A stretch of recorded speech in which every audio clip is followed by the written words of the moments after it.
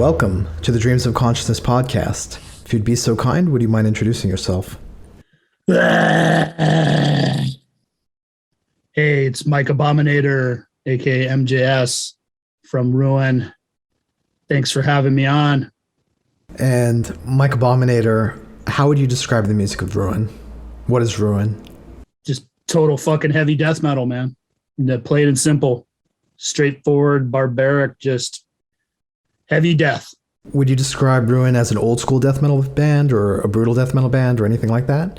Or are you happy just calling it? Yeah, it's more of an old school death metal band. We're all old farts, especially me. Been around forever, and that's what the original, formation of the band back in the early 90s, that's the era it came from. So, we consider that the golden era of death metal. So that's basically, we haven't changed much since then. And since we're all old farts that are really stuck with that sound, you can definitely call us old school death metal for sure. So let's talk about that era. You actually put out your demo in 1991. Are you the only remaining member from that period? Yes. Yeah, I actually founded the band with my buddy Robert. Robert is also Phobic One from Neuro One Records.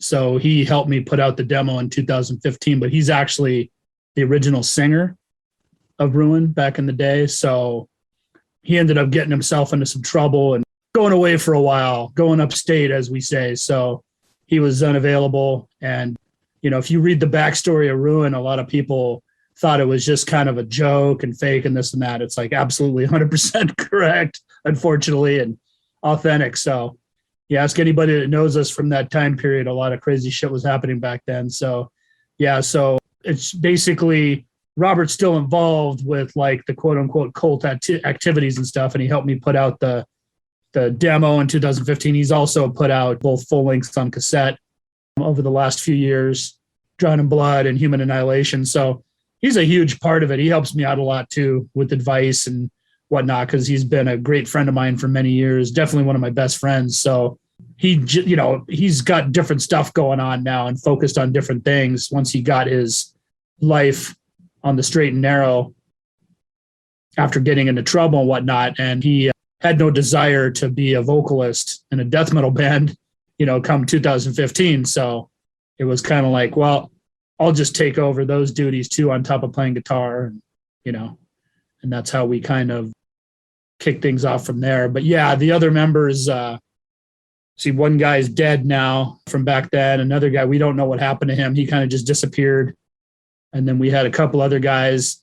I know one of the other guys is still around, our drummer. He's been in a bunch of punk bands over the years and stuff, and I still run into him. He's a great dude, good friend.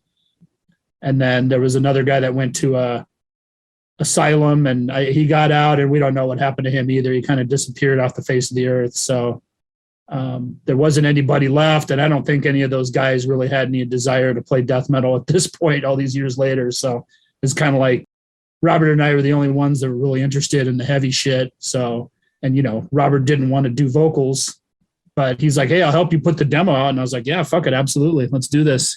So technically I'm the only original member left, even though Robert's a big part of our family, so to speak. Now, heading into that first demo, can you tell me a little bit about what that time period was like for you guys and how involved you were in the scene and what the scene was like around you?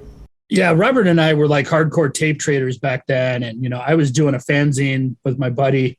We did Extinction of God fanzine. It was actually my buddy Bart's fanzine, but I helped him out. And we were writing to everybody. And between the three of us, as far as Southern California goes, we probably had the craziest demo tape collection and record collections for a lot of the people back then.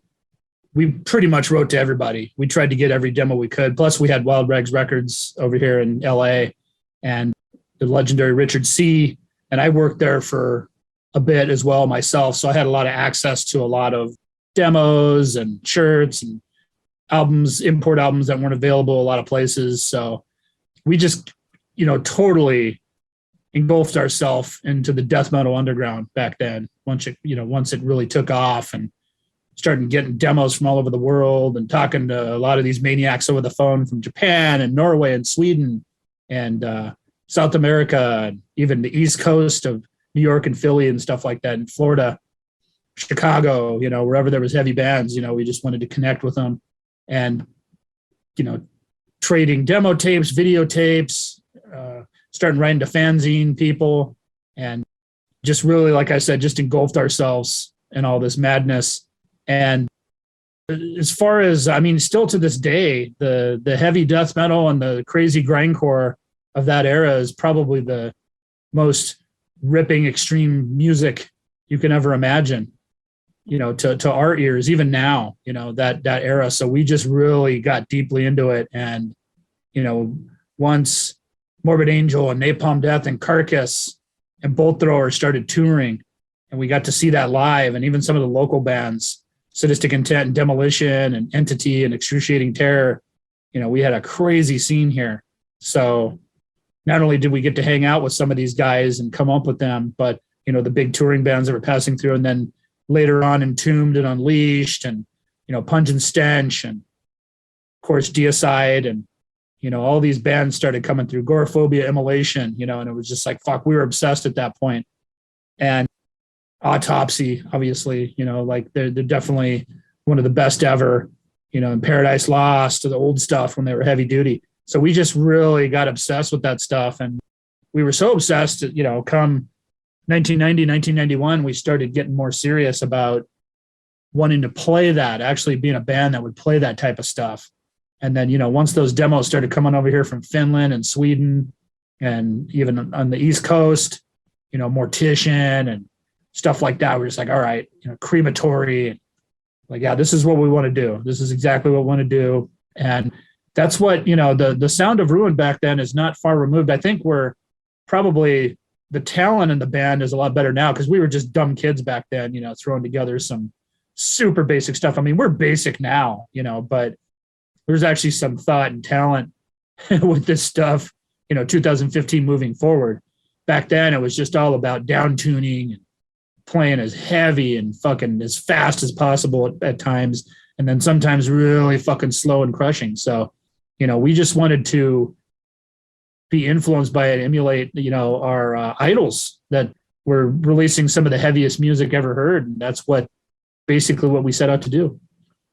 At the time that you're talking about, the scene in California was more known for the thrash metal bands, what was going on around the Bay Area, and bands like, of course, Slayer and Dark Angel in Southern California. In terms of death metal, who are your peers? Who were the bands that you guys were playing with? Well, initially, Ruin really sadly never made it out of the rehearsal room, out of the jam space and the garage. I later started, later on, I ended up joining Phobia and jamming with some other friends and whatnot, and then forming Gasp later on, which is one of my other bands, doing some heavy stuff, and then later some more experimental stuff. But it was a little bit different. Those scenes were a little bit different than the straight up death metal scene. But a lot of the shows we were going to back then locally were bands like I'm talking about. One of the first ones we saw was, Sadistic Intent and Demolition used to gig around together quite a bit. We go check them out. And then we had Nausea. Oscar Garcia's band, right? Yeah, that's Oscar Garcia's band. Sadly, I was too young to check out Terrorizer. I know me and my buddies were trying to go see him a couple times, and that was before we even had access to cars and all that kind of stuff. We were way too young. So we had seen the flyers around and heard they were pretty awesome, pretty crazy stuff. But I never got a chance to see him, sadly. But I did see Nausea back then, and they did a lot of Terrorizer stuff. And, now Oscar, does his Terrorizer thing as well, along with Nausea. But we had Entity, Excruciating Terror, like I said, those bands. It was a pretty healthy scene, back then, especially after the death metal boom hit in like 93, 94. There was a lot going on with that, where there was constant, international bands and national bands touring, all those legendary death metal bands putting out all those records and stuff, and they would always pass through LA. So we would definitely go check out those shows. But yeah, sadly, Ruin never played live back then. The first Ruin show wasn't until 2015. Now, the personal problems that you described earlier on, is that the reason why Ruin went on hiatus after that demo came out? Yeah, pretty much. I mean, it's like the party lifestyle, some of the some gang stuff, and drugs, crime, other stupid shit just kind of started surrounding the band, and everything just kind of fell apart, and everybody went their separate ways in that sense.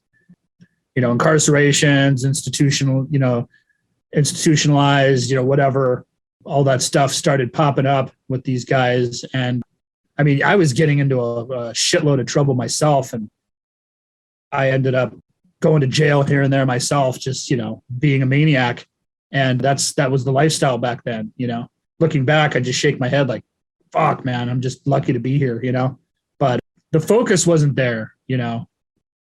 I was definitely, once I kind of got my head on a little straighter, I started focusing on music a little bit more to keep me out of trouble. And then that's where later on I was able to do more stuff with Gasp and, some of the other bands I've been in later on. But at the time, yeah, definitely. It was just a lot of madness and mayhem that just kind of got in the way of any type of serious band. It's just kind of a shame because, as you can tell now, I mean, some of these riffs that have come up on the demo and on the Drawn in Blood album and some of the other early stuff from 2016 and even 2017, those are old riffs from back in the day, from 1990, 1991. Some of this shit would be pretty badass, and the band back then had a lot of potential, so could have probably done something pretty cool. I don't know. It's hard to say because then black metal blew up and then death metal kind of wasn't looked at the same way anymore. So who knows? Things happen for a reason. It is what it is. A lot of this stuff, those of us that are still alive appreciate being here, and all the shit happened in the past is just that, it's past, and we're looking forward now. So, now we're more mature, more focused. We're not getting into trouble like we used to. So it's definitely a better environment. And now it's almost like there's just a laser focus on the goal, is just getting this heavy death out there to as many people as we can and doing it our way.